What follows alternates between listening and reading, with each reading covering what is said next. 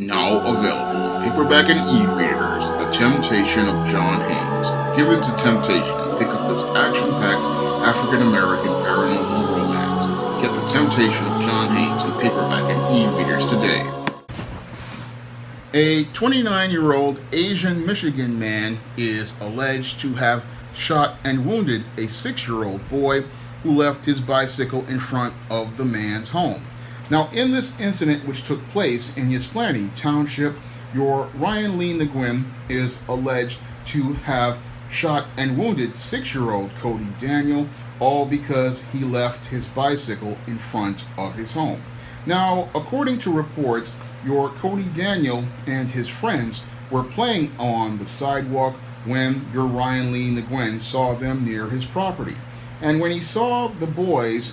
playing near his property, he decided to go outside and confront them with a sledgehammer. And as the boys saw this man with a sledgehammer, they were scurrying away when the man, Ryan Lee Nguyen, allegedly thought they weren't moving fast enough. Now, your Cody Daniel, in the fear-filled frenzy, decided to go back for his bike, and as he went back for his bike, your Ryan Lee Nguyen is alleged to have taken out a weapon, fired it through his window, and shot and wounded Cody Daniel. Now, when I take a critical examination of this extremely disturbing incident, I not only see a textbook beta male, like I talk about in my book, The Man Crisis, I also see a really disturbing incident as related to race here in America. Now, I clearly see this as yet another incident in America's ongoing man crisis because, according to these reports,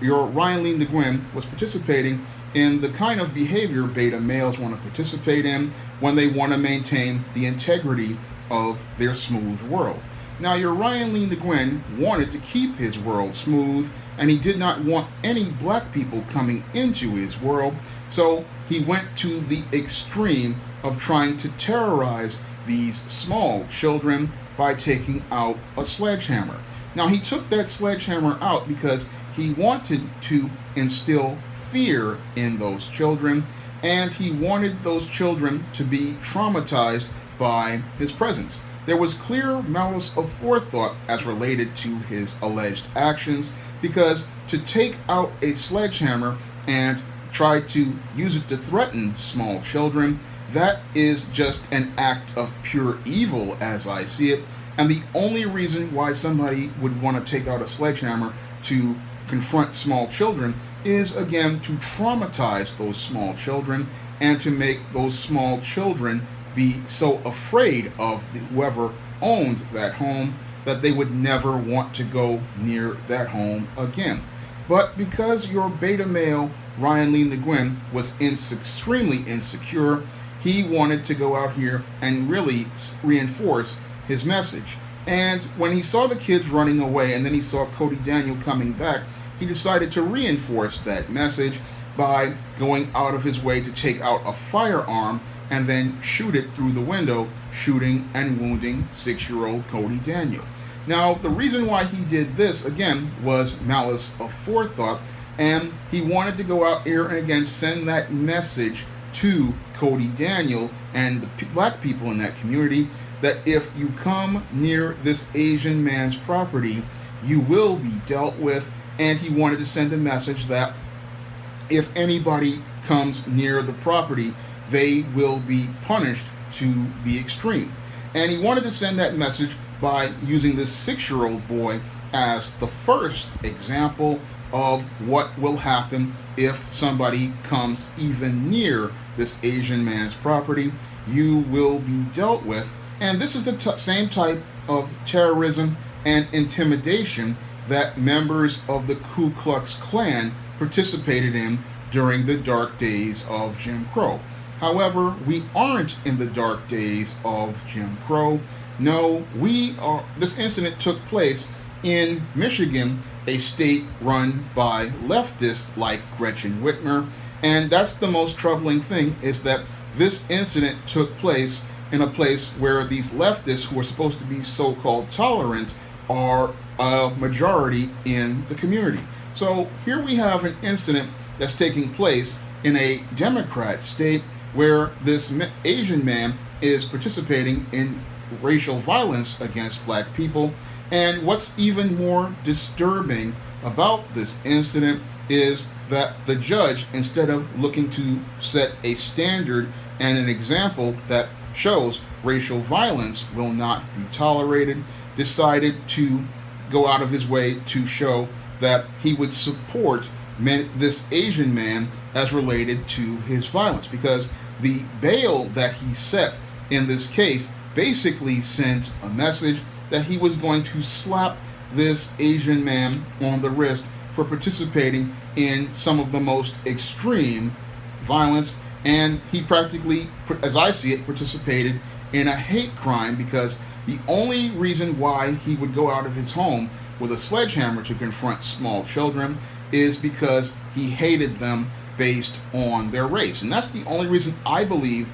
a man who is 29 years old is going to come out of his home with a sledgehammer to confront children who are 6 years old, smaller, way smaller than he is, and have no way to defend themselves at all. Again, this is all about terrorism and intimidation, and this is all about expressing his hatred for black children, because I doubt your Ryan Lee Nguyen would come out of his home to confront white children or other Asian or Hispanic children, because he knew that the consequences would be severe if he were to do that. No, he did this because he felt that black children's lives had little value, and he felt he could get away with doing this because he thought, oh, black people are at the bottom of the world, so I can just go out here and terrorize those children and make them feel like they are nothing. And that's the reason why he came out of his home with a sledgehammer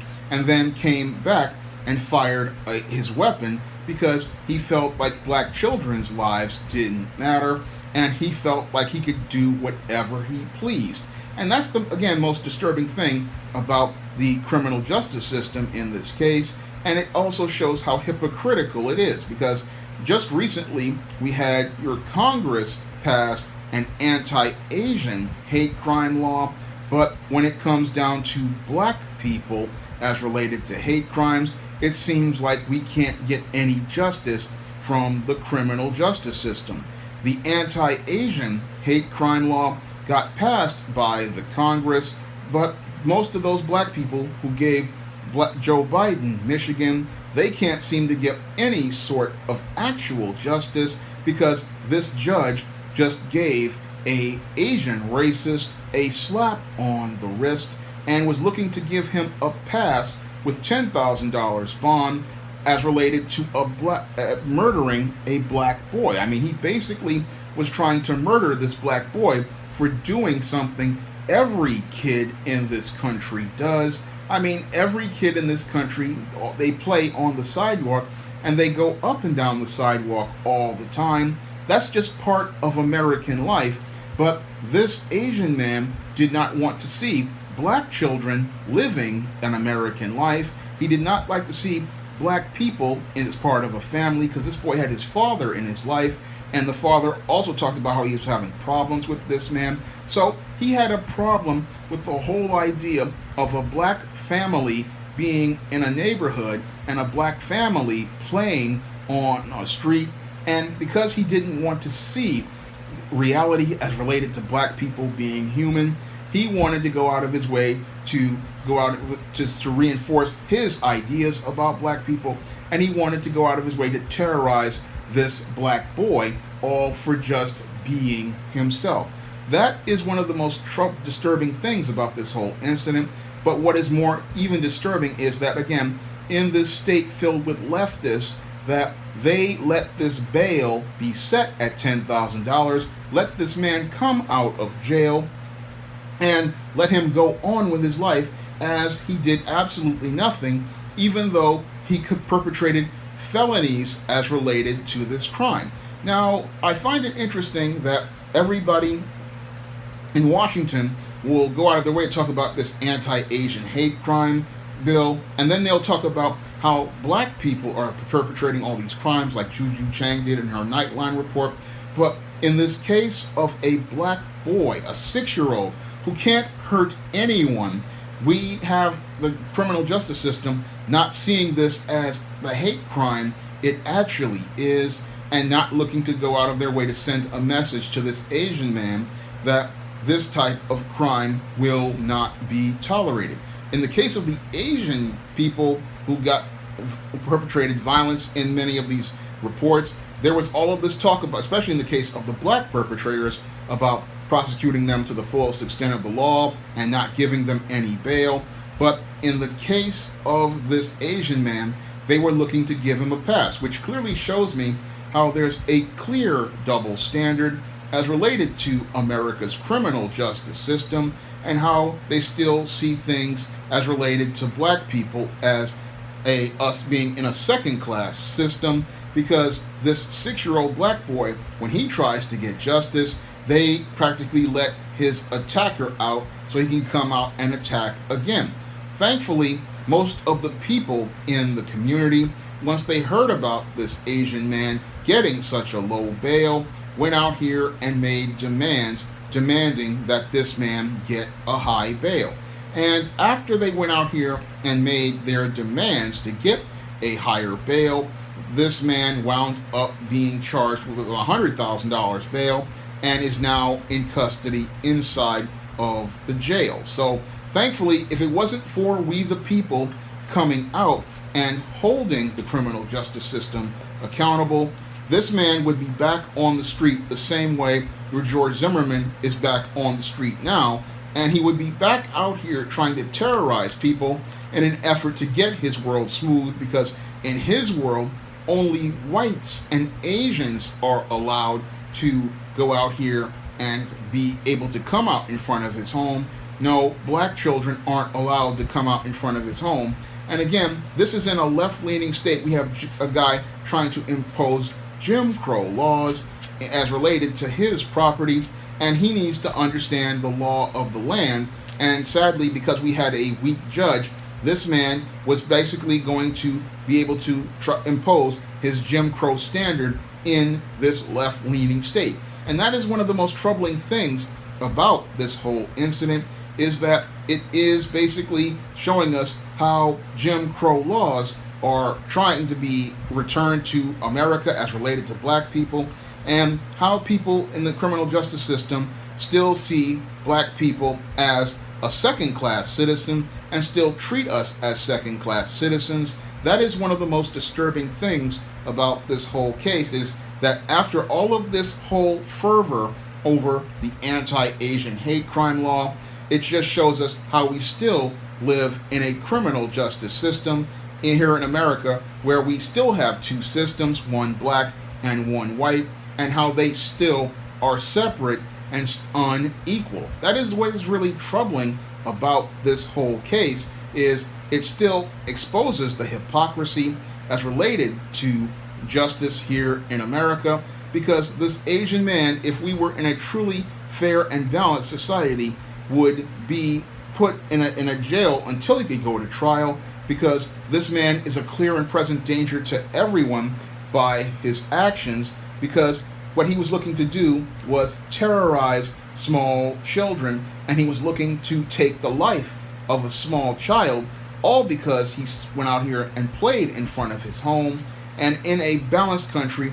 people would see this man for the dangerous person he was, and they would want to try to keep this man off the streets before he could do harm to someone else. But most people in America, they really don't want to take a critical examination at how hypocritical things are as related to our criminal justice system, and they don't really want to see how this incident shows us that even after your anti-Asian hate crime bill, we still have people participating in hate crimes. And the sad part is that when people go out of their way to perpetrate hate crimes against black people